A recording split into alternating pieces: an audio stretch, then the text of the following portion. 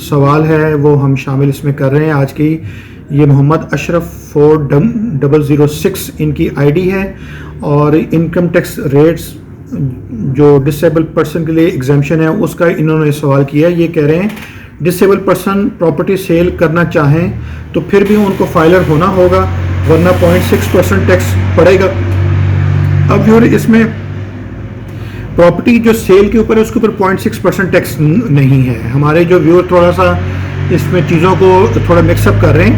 0.6% जो टैक्स है वो बैंकिंग ट्रांजैक्शन के ऊपर है। अगर आप किसी भी एक दिन में किसी भी बैंक से, अगर आपके 2-3 बैंक्स में भी आपके अकाउंट, अगर आप 50,000 रुपये से ज़्यादा रकम विड्रॉ करते हैं वहाँ से, तो आपको 0.6% टैक्स चार्ज होता है।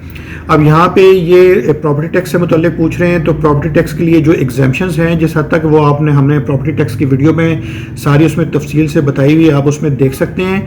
अब जहाँ पे ये फाइलर का इसमें तल्लुक है डिसेबल पर्सन का, तो सेक्शन 115 इनकम टैक्स ऑर्डिनेंस 2001 के तहत डिसेबल पर्सन को टैक्स की रिटर्न अगर फाइल नहीं करता तो उस सूरत में उसको एग्जेम्पशन है, लेकिन उसको फाइलर का स्टेटस नहीं मिलेगा। फाइलर का स्टेटस आपको सिर्फ उसी सूरत में मिल सकता है जब आप इनकम टैक्स की return within due date आप उसको फाइल करेंगे। अगर विद इन ड्यू डेट आप फाइल नहीं करते हैं तो आपको फाइलर का स्टेटस नहीं मिलेगा।